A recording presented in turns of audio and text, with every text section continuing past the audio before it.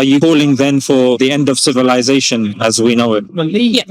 Where do you believe all of this started, and how do you believe everything started as you observe and as you understand? I mean, I'm an atheist. If I'm to throw this glove, I have to ask his permission. He has to ask his permission. He has to ask his permission. If it goes on ad infinitum, would I ever get to throw this glove? Can you give me an example of a lot of information in your experience that has come by chance or by nothing? Objective morality, the only way you get objective morality is from God. I disagree with that. Essentially, we just believe that there's nothing that life sort of creates that justifies the pain and suffering that's inflicted. Pain and suffering of the mother? No, of the child. Which I should say, we always talk about having children or having kids. That child's going to grow up. We're creating another human being. So the only thing we can really guarantee in their life is suffering and death. Depressing, but it's true. I said one of the reasons that you said that you're against procreation is because when children grow up, there's pain and suffering waiting for them. I said, what else other than that? I mean, there's a whole multitude of things that can happen to a child or a human. But I mean, there's countless things that we can kind of talk about. There's hunger, pain, heartbreak, death, suffering. I mean, there's many things that can kind of go wrong in a person's life. And you can't guarantee what's going to happen to them. So when you give birth to someone, you're taking a risk with somebody else's life. And that person can't consent to that. They can't say whether or not they want that. But you can guarantee that they're going to suffer that. So I call that an imposition. And I think that requires a moral disposition to do to somebody else. So do you believe it's wrong or bad to procreate? I do. And essentially, it's not that complicated. It's just that when you do that to somebody else and you know that they're guaranteed, I mean, it's a game with 100% failure rate. We're all going to die, whether that's extremely painfully, in bed, surrounded by your loved ones. Whatever happens, we're gonna suffer and we're gonna cause suffering. And yeah, so I mean, believe that causing suffering is wrong. So, and when you say right and wrong, where do you get your morality from? Just what causes suffering and what doesn't. I mean, I think the only important thing, the only thing of real value is to reduce suffering to others. And would you say that by reducing suffering, increasing pleasure? No. So I don't believe that causing pleasure really has any moral weight. I mean, the way we can think about it is we would never take the pleasure of a victimizer into the equation when they're causing harm to a victim. So I don't think that has any moral weight. Yeah, so I was saying that I'm sure in certain situations and scenarios, causing pain is actually a benefit. For example, even though you probably can't tell, I've attempted to go to the gym, and I've been told, even though I don't have much experience in this, that when you do start lifting initially, your muscles do start tearing. But again, it's no pain, no gain. So that pain is actually good, because what will result from that is, hopefully gains, and hopefully, better health, more strength, more agility, etc., etc. So how do you kind of reconcile the two? It's obvious that pain has a utility, and that's why, I mean, we're evolved to have pain to avoid certain things. And I mean, pain has a reason. But that doesn't mean that, I mean, that's not the kind of suffering that I'm talking about. So just before you jump into that kind of suffering, so you're open to the fact that certain degrees of harm and certain pains can be good for you as well? I wouldn't necessarily say good. I'd say that they have their utility in creating a better life for you, but that doesn't mean that, the gains what you gain from that experience, I don't think makes life justifiable. So let's stick with the bodybuilding example. So you'd say it has utility, but that wouldn't necessarily improve your life? It's not that it wouldn't improve your life. It's whether or not that life is worth creating in the first place, just to sort of have those gains. Okay, so from whatever small pleasure they. Okay, you're talking about the beginning, right at the beginning when you're born. I'm saying that if we take the principle of pain and harm, and an example of that is going to the gym. Can you see that you described it as utility? I would actually describe it as, I'd describe it as something positive, effective, good, because of, for example, if you're stronger, it gives you more of a presence. You're able to defend your family. You're able to, say, pick up the shopping. You're able to play with your child. You're able to kind of, it helps with the experience of life. So how I'm just struggling to understand how that can be deemed to be that experience in itself, not in the totality of things. How would you deem that to be something of negative, of negativity? Well, I mean, the pain, I think it's the pain that you experience doing that is negative no matter what. It has a utility, but it's still pain. And I think, I mean, I don't think that we'd be arguing in good faith to say that, suffering is a positive thing. It can lead to some better things in your life. That's for the person who's already experiencing. When you look at suffering, would you concede that we are viewing suffering using our smaller lens, our understanding of life and of experience? Often when we see pain and suffering, but when we ask the other person, they may not necessarily see pain and suffering like we're seeing it. For example, again, coming back to the gym example, somebody would say, you know what, I went there, I suffered and I struggled, I didn't like it. Yeah, therefore I came home and I'm not going to go there again. However, if he goes to another person who loves going to the gym, because again, the more you kind of discuss and you unpack this, you realize that just going to the gym, for many people, it becomes like once you get past a certain stage, you get like a release of endorphins, you get confidence. I would argue that the positives significantly outweigh the minute nature of the harm or the negative that you get from there. I mean, I think we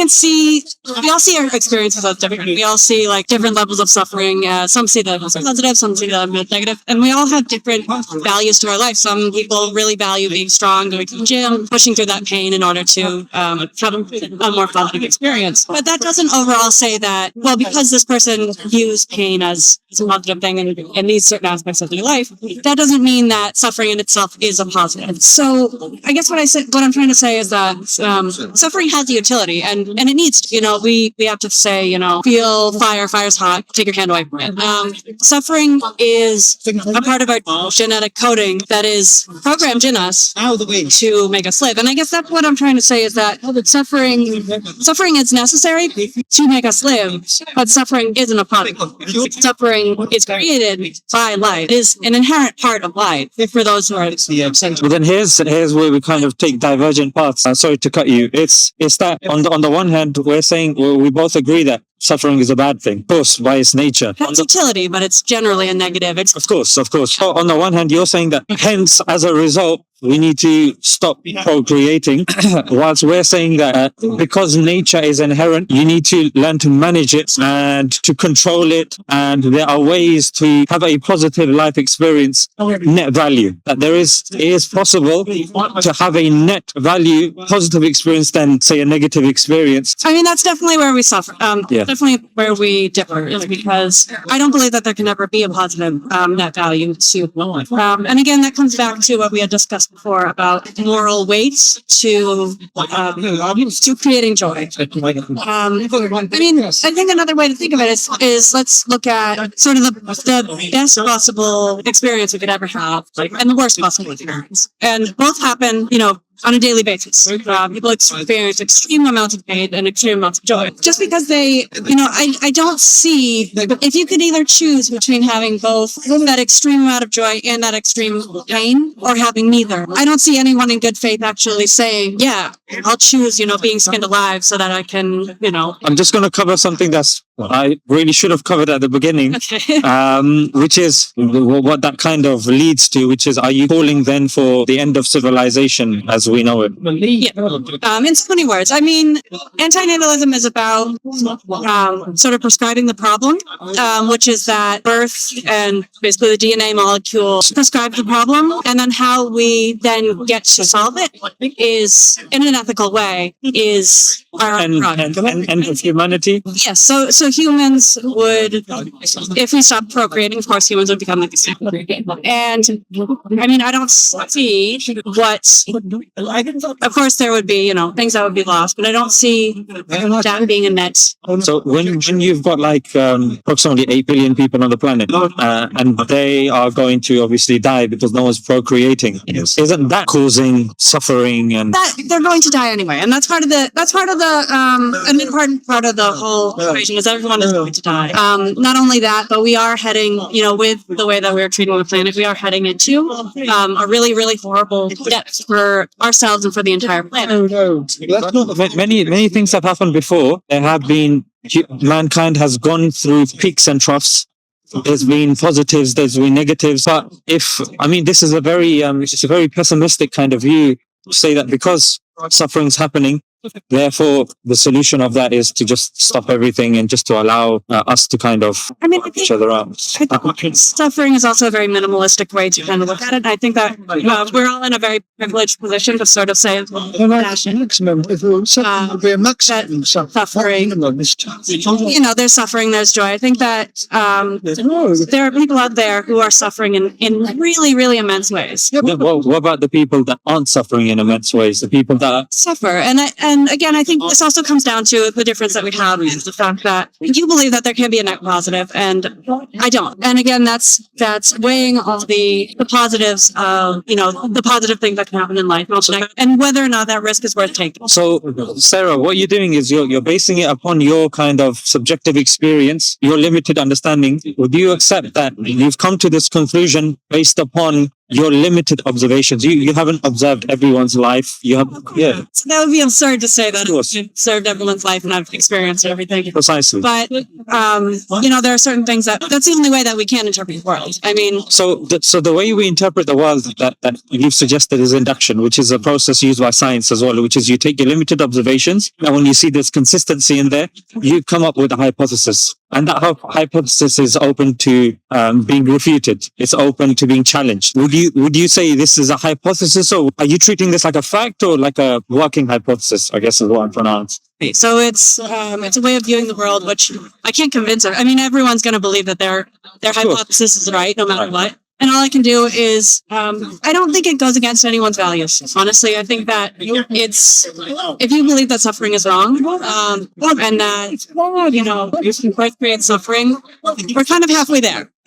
It's whether or not you think that, something positive, more positive can be gained through life. I don't see that being an equation that we should impose on others. We could decide that for ourselves, and if we could, okay, you can decide for yourself whether or not you want to live, but you shouldn't impose that on somebody else. Taking into account the suffering that they're going to cause others as well. Where do you believe all of this started, and how do you believe everything started as you observe and as you understand? Just everything altogether? Yeah, just the universe, earth, water, trees. I'm an atheist, so that's what you're going for. I believe in the Big Bang. There's a cosmic soup that created us. It was nothing intelligent. We came to be through just brute forces sort of mashing into each other. So out of the options, do you believe it came from nothing? It created itself? You've said you don't believe that there's an agency, so I'm assuming there are two options. If there are more than these two options, feel free to let me know.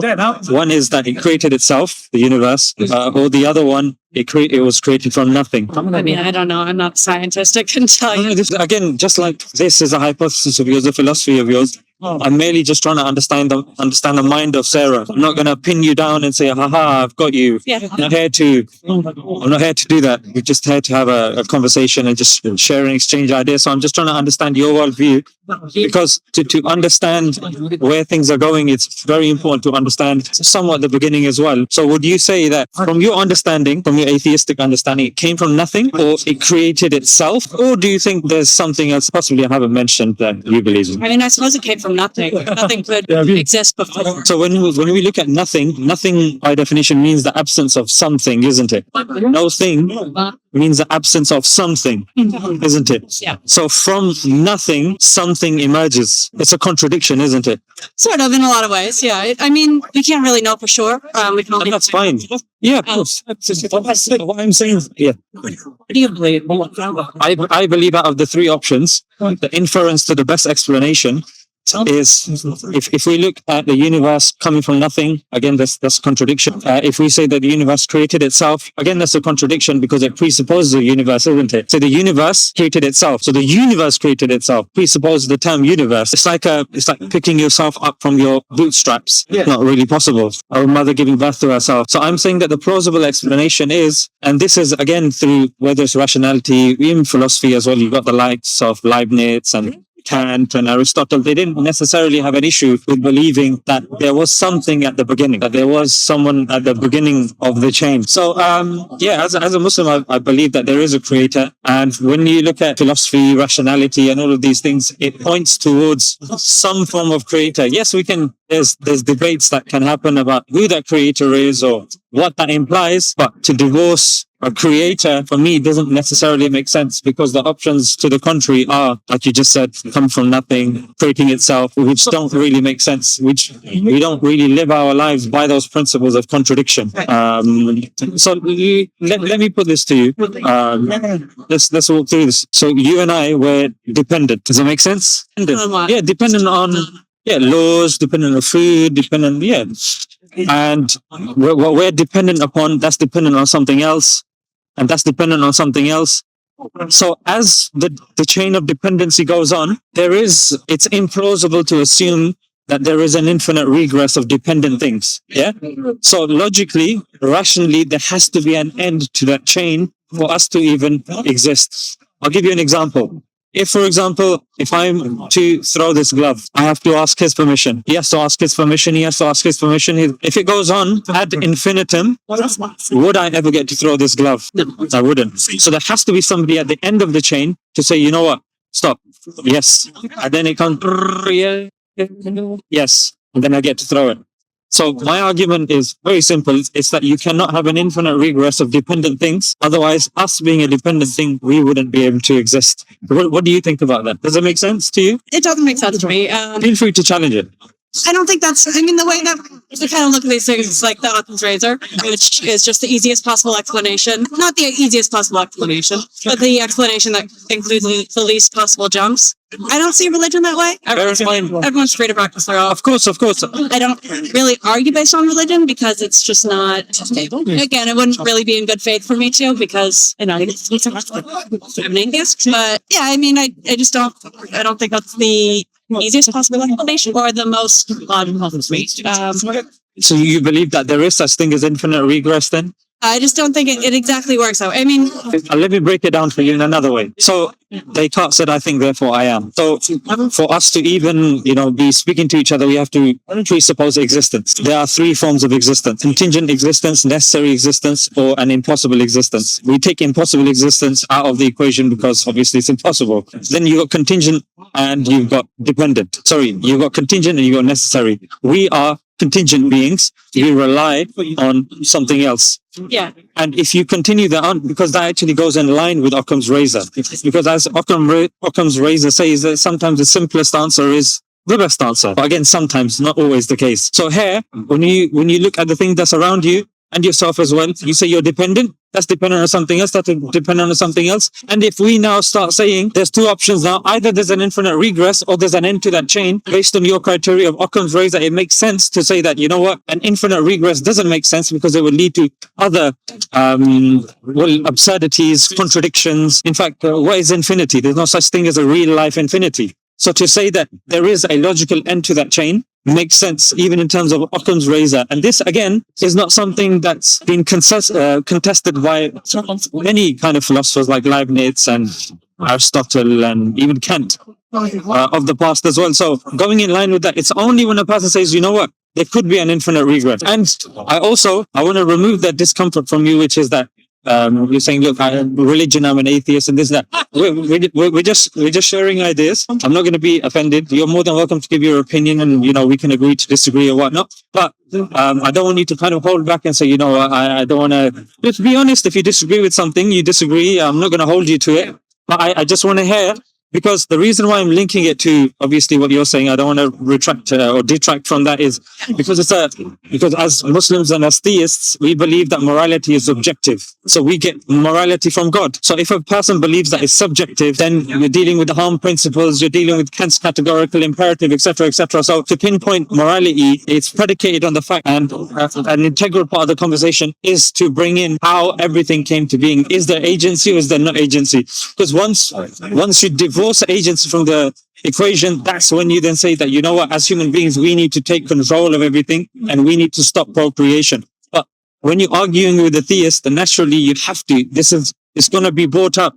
of, because they believe God, and God says procreate. And there is positives. Of course, the positives outweigh the negatives in procreation. And then what you're going to be, what's going to happen is you're going to be stuck in like a theological thing. You got one train going that way, one train going that way. So what I'm trying to do is I'm trying to kind of align us onto one track so we can have like a fruitful thing. So coming back to this point of an infinite regress, do you now understand why and how this argument kind of comes to being? When you look at existence, three types of existence, we're contingent, you have an infinite regress. Infinite regress is illogical. There has to be an end to that chain. I'm not saying it's God at the moment. I'm just saying an end to that chain from which we started. That's all I'm saying at the moment. If that makes sense, fantastic. We can progress. If not, feel free to tell me what, I can kind of correct for you. I mean, it's just what something created something that created something that created something. I mean, it came from somewhere, whatever that something is, whatever you believe in.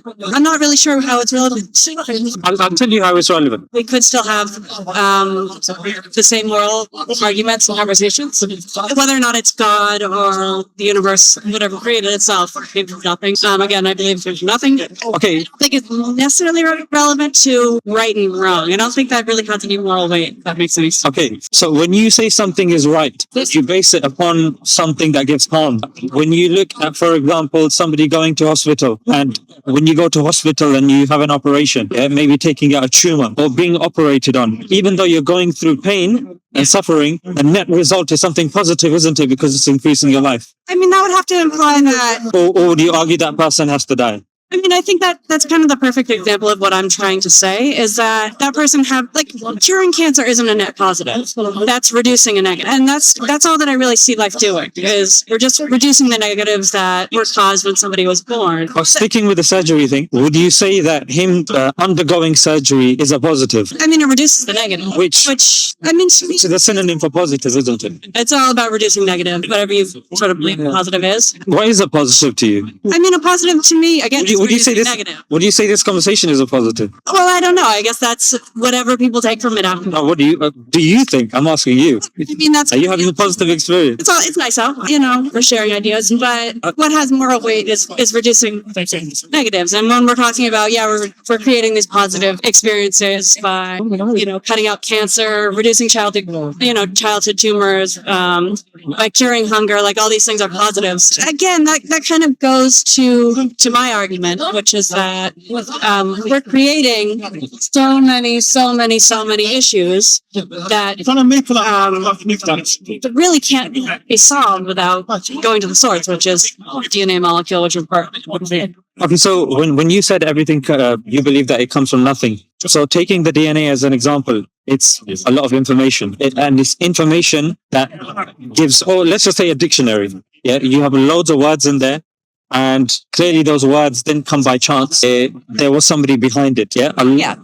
So a lot of information indicates a designer of sorts or a creator of sorts. Can you give me an example of a lot of information in your experience that has come by chance or by nothing? I don't think anything comes by chance. It comes by something that causes something else. So, I mean, obviously something doesn't come from nothing. I guess that's what you're trying to say? Well, that's my view, but obviously I don't want to put it on you. I'm just trying to get you to see it from a different angle. That if you look, Sarah, even in your experience, in my limited experience, I've come to the park.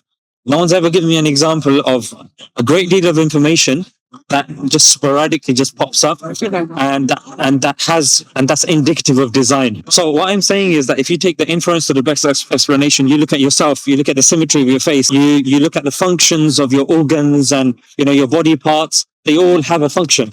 Yeah. For you to assume that it came from nothing I think it's what you're doing is you're taking something really integral away from the conversation here by giving it an answer that I don't think even yourself you would really you really kind of it sits peacefully with you, believing that there was absolutely nothing once upon a time, blankety blank, and then suddenly everything emerged. Sarah emerged, I emerged, ink, cameras and intelligence, and Do you believe that it created itself? but that's a contradiction, isn't it? Yeah. So that to me doesn't make sense either, because it's like a mother giving birth to herself, Yeah. which again is a contradiction in terms. Yeah. And we don't go about our life, living on, saying contradictions. So there's a degree of rationality and logic Yeah. to kind of our existence as well. You'd have to ask someone who studies that thing, studies this kind of stuff. Probably not kind of a random person on the street who's into philosophy. So philosophy actually delves in these things. Scientific question where right came from. Not necessarily. And I mean, it can be a largely religious question. People answer it that way. I choose not to. Science answers the how. I would argue religion answers the why. Philosophy is the study of various ideas, and one of those ideas incorporates religion, which is God. So philosophy will challenge the ideas of a God, no God, etc., etc. What science tends to do is science tends to formulate, descriptivize what's around us. For example, forces. Forces describe how things happen. Forces don't cause things to happen. The Big Bang is a mechanism. It's not agency. So explaining how things are happening, that's fine, but it doesn't explain away the designer of said thing. And I guess the point that you were saying was, how is this relevant? And I think we kind of started this conversation a couple of times, but we got kind of derailed, which was that it's relevant, Sarah, because when you're talking about morality, either there's objective morality or subjective morality. Objective morality, the only way you get objective morality is from God. I disagree with that because Feel free to jump in. Yeah. But if I just finish the point, just so you don't think that I'm taking you on a different tangent, objective morality, I believe, and you're more than welcome to challenge that a bit later on, which is you get that from God. Subjective morality, if you're basing it upon a semi-harm principle, reducing harm. But even harm is subjective. It's subjective on cultures, it's subjective to communities, and even how people see suffering as well. Some people see suffering as that which, makes the man, or suffering that destroys the man. Some suffering that comes from God, if a person believes that they have a purpose and that there is a life hereafter, then this suffering is a means of them getting to the life hereafter. This is not the life. However, Sarah, if you believe that this is the only life, that this is it, then do you see that then there is going to be a bit of a clash, because what you're doing is you're dealing with somebody that believes that there is an afterlife, that there is a purpose, that there is a God, as opposed to somebody that believes, look, there is no purpose, comes by itself, contradiction. There is morality, but again, that morality, no two people will agree on that morality. Because let's just say you might say, okay, I'm going to go down there, I'm going to shout. I might say, I'm not going to go there, I don't want to shout. But again, if you look at the context, there's a child that's about to cross the road. You shouting can save that child's life, or according to your worldview, reduce the negative. But regardless, some person will see that pain of the vocal cords being strained as a positive, because I think even reducing the negative is a positive. So those are examples like surgery. Surgery is an example that I gave. Even, sports, somebody that, will become stronger at the gym. These were examples that I gave of things that incur suffering, but have a reduced or have a net positive, or even even a general positive as well. That was in essence where I was leading the conversation. Go ahead. Yeah, I mean, I guess there was a lot to but I guess starting with, there's so much. Objective, subjective morale, I would say. I don't think that. Sorry, there was a lot to. No worries, I can repeat some of the stuff if you want. Fine. Yeah, the only reason I said it all in one go was because I was looking at your micro expressions, and I kind of correct me if I'm wrong. It felt like you were like, oh, he's taking me down on that path, and I don't want to be rude. So Getting away from the main. So that's why I brought it back to the position of morality. Yeah. And I showed you how it's important, regardless. If we don't talk about God, talking about morality itself will be pointless. Yeah, it's like a heart can't survive by itself. Yeah, it needs an organism that contains the heart. It needs a system. So that's sentience. That's us. Yeah, we have that heart, and that's the most valuable thing I think in the world to protect. It's not just humans, obviously, all living beings who. How can you protect something when you're calling for its mass extinction? Well, that's the whole point. We are here, we exist, and we can suffer. Therefore, we are important to protect. Those who aren't here, because when you say extinction, it's this big sort of scary, like, big scary word that kind of carries all these. I'm not. You can give me a synonym if you want. Well, I'm not happy with extinction. Is fine. I think it's fine to use that word. It's not, a swear word, whatever. I think that when we talk about extinction, I'm not talking about like mass murder of everyone. Of course. I'm talking about working towards a future where we don't exist. We're all going to die, no matter what. Everyone who's brought into existence is going to die. Just remember your point. Just remember that point, because I don't want you to lose track. But when you say, I'm not calling for a mass extinction, I'm not saying, yeah. Of course, I knew that. But also, increasing one's life, are you in favor of that? So the people that are alive, let's put This life that you have, like so surgery and stuff like that. But okay, so you're looking at the net negative, so you don't mind these negatives that give a positive. Yeah. I'm not arguing against surgery. I'm not arguing against, yelling at someone in the street so they don't get hit by a bus. Like, I'm about reducing suffering overall. And it only follows so that not creating the being to suffer in the first place is the best way to reduce suffering for that being. There's Unintended pregnancies. I mean, that's a whole other issue. What I feel about abortion. No, just unintended. Two people that copulate and they don't intend to have a child, but a child emerges. I think that it doesn't really, their intentions don't really have any bearing on that child and their life. I mean, I think that most people put their choice into like what to watch on TV and whether or not they want to have a kid. And that's the biggest choice that you can possibly make. So you're pro-contraception, yeah? Oh, yeah, absolutely. Yeah. So that's a moral standpoint in itself, isn't it? So what about if you're using contraception, but that contraception doesn't work and you conceive? And you made you had an accident and something really terrible happened. I think that had the same moral weight. You did the best that you could. I mean, these are just things that happen. That doesn't have anything to do with what's right or wrong with morality. Would you say you're a happy person?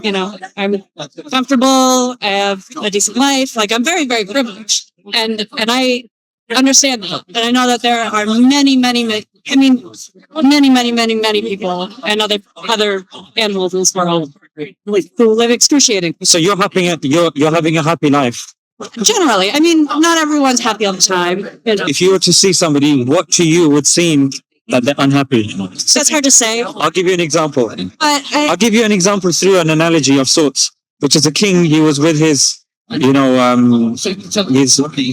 fan club, and they were going and they saw a farmer asleep under a tree, and he said, I would give up my wealth and I would give up everything just so I could swap my life with that farmer so I can have a peaceful night's sleep just like he's having. So the thing that we take away from that is to each their own in terms of pleasure and pain, but to say that, the whole of humanity, it seems to me that they are, there's mass suffering. You only appreciate night because of day, happy because of sad, tall because of short. As human beings, we are people of contrast. Without contrast, we fail to it's not how we're wired. It's not how we live our lives. It's only if you failed an exam once, you understand what failure feels like, then you're going to work harder next time. If you've only undergone success, then to you, it's not going to be, do you see? So that's how people of theology, people that believe in God, that's how they frame negativity. And that's how they frame pain as well. A child, It's fine. I mean, however anyone perceives pain in their own life is again, I don't think that has any weight on your morality. And again, maybe that's another way that, would you say that I'm sorry, I think that you did answer this, but that you believe in objective or subjective? Objective. objective morality.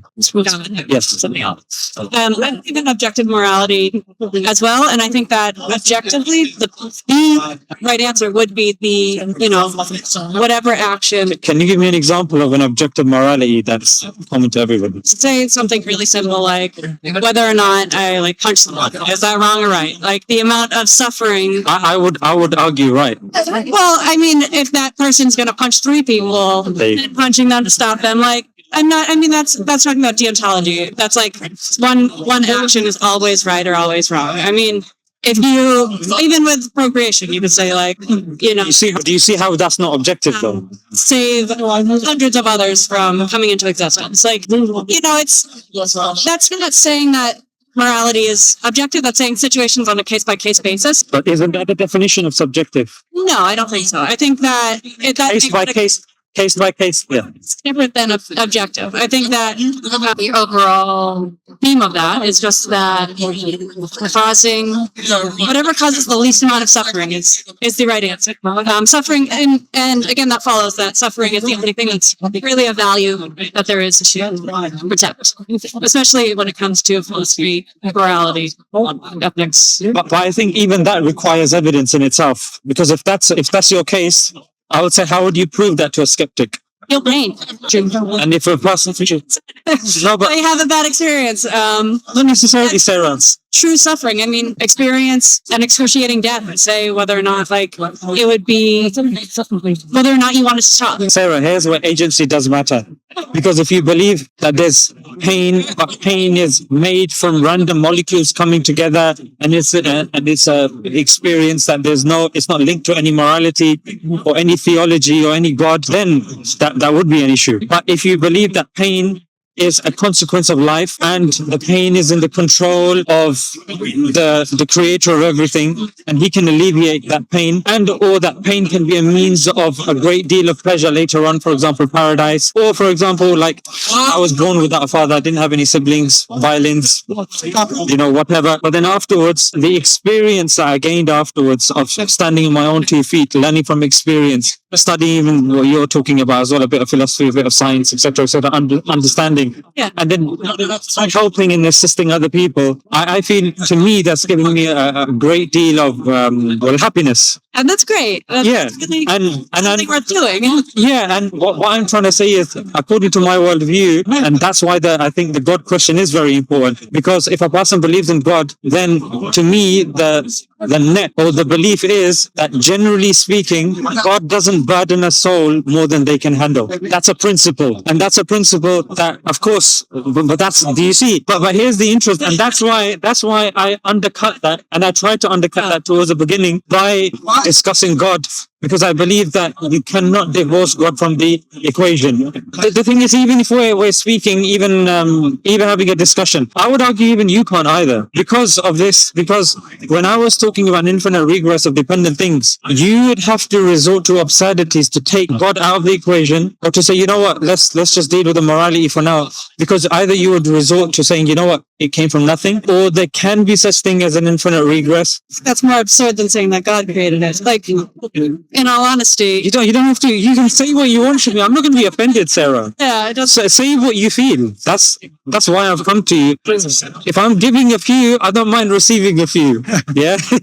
So you think it's absurd? Okay, I would say the inference to the best explanation, according to any and every experience that we've had, is that when we see design, it implies a creator. And when there is not a single example, when we've seen design and we've concluded that there is no designer, I'm saying that the inference to the best explanation and the logical explanation, whether you you refer to Occam's razor, or whether you go to the contingency argument, whatever it is, I'm saying all of these forms of knowledge point you towards a creator. None of them point towards something coming from nothing. I mean, I'm not here to argue about religion, to argue about who created the universe. Sarah, it's going to come up if you're saying, look, procreating requires a moral justification, and morality itself is subjective. Why doesn't it? Why does it not require a moral justification? Because even if you take morality out of it, it's a biological imperative for the survival of mankind. Again, that's like suffering is a biological imperative. We need to suffer. We need to procreate in order to keep going. But why? Again, But why is a question of philosophy, isn't it? Why is a question of religion? And when you divorce religion out of the question, you can ask somebody else to answer the question for you, or you can answer it for yourself based on what you know to be right and wrong. And I mean, I think that's something that we need to, whatever you believe in, you need to also answer for yourself whether something is right or wrong. If you can't challenge your beliefs, you're never going to really answer or understand those questions for yourself. So no matter what you believe in, you need to ask yourself, is what I have been taught by the Word of God, my culture, whatever it is this right? Do I know this to be right or wrong? So that's why, I don't think that the question of whether or not God exists is necessarily relevant. And I can't have... The point that you said about questioning, just so I don't forget that, is that, look, by all means, if you are searching for God, you're searching for theology or whatnot, you need to question at the beginning. You need to question if there's a God. You need to question revelation. You need to question prophethood. But now what you're doing is you're moving the dial slightly. Because let's just say I have questioned those three things, and I have seen them to be philosophically, rationally, empirically, in terms of history, etc., to be correct. And I have concluded the inference of the best explanation is a God. It therefore necessitates that then whatever God is saying is the truth, is the moral superior, because there is a God. If a person disagrees that there's a God, then of course the question needs to be on if there's a God or not. But if it can be proved, and if a person accepts that there is a God, evidentially or whatnot, and that's done, to then question, okay, I believe that there is an all-knowing, all-seeing creator of everything, but he got it wrong here. It's a contradiction. It doesn't make sense. Do you see? That's why it's so important. And I see what you're saying. Question existence of God and all that. By all means, that's what we're here as well. And that's why I'm saying, you can ask me questions on the existence of God as much as you want. However, once we've established the baseline and we've established that there is a God, it's in the Quran, it's in the Prophet Muhammad, peace be upon him, then to say that, okay, but this thing that he said about the Quran, I think we can answer better than him. To me, that doesn't necessarily make sense. That's... Yes. Of course. Of course. And it seems like you're not really going to change your attitudes either. So, but I think with these conversations, it's interesting because it widens our perspective. We get to see and experience things from different angles. It's not necessarily about convincing anybody or getting them to kind of see your thing. I know I'm not going to convince everyone, and you know that you're not going to as well. Of course. So with that, So we're getting away from the main argument. Yeah. So I would argue, Sarah, the main argument is not about somebody else giving birth to a child. It's about you. Yeah. It's about Sarah. It's about how you came into the world, where you're going. Because look, there's say that we don't have any whatsoever to help us. Not necessarily. We should only control our own lives. Because what I'm saying is that's a part two. Part one is when you're speaking to any skeptic, Sarah, the one thing that you have to get them to accept is that they exist. Because if they don't believe that they exist, their conversation is futile. So it starts with thyself, and that's why even Descartes said his famous cogito ergo sum. Yeah, I think, therefore I am. So that's why, although I understand you've come, with a purpose and you're more than welcome to speak to other people or whatnot, but I don't accept this premise that, we're detracting away from the main argument, because I believe that the main argument is you. The main argument is me. How did we come here? And is the answer that we are currently given about everything that we see around us, the immense amount of design and complexity? Indeed, there is suffering, but the immense amount of design and complexity and the purpose and meaning that we see around us, I would say that can't be divorced away from the question. And when you do speak to other people today, you'll see this as well. Yep. This will constantly come up in the discussions, because that's why I don't really go down this, because I don't. And that's fine. Talk about but in order, I'm not going to change it. Like, if you're religious, I'm not going to change that, and you're not going to change the fact that I'm not. And I don't, like I said, I don't think that. Of course, it has a really significant bearing in the sense that I really can't convince people who believe that they already have the answers. You can challenge those views. You can challenge the premises. Obviously, we're all here because we believe that we can spread these memes. We can get the word out there and get people to kind of question the way that we think. And that's I don't think that we should necessarily go too far down there because I would say it's. And in this particular conversation, I think that's going to come to it. And then maybe if you're ever in the park and you're not in this conversation and you see me around, then maybe we can just have a think about what I've said. Even if you want to speak off camera or something, I'll be more than glad to. I understand. Obviously, you've come with a thing, but yeah, that's fine. Yeah, nice speaking to you, Sarah. I'm just going to take this off. Take me. Sure.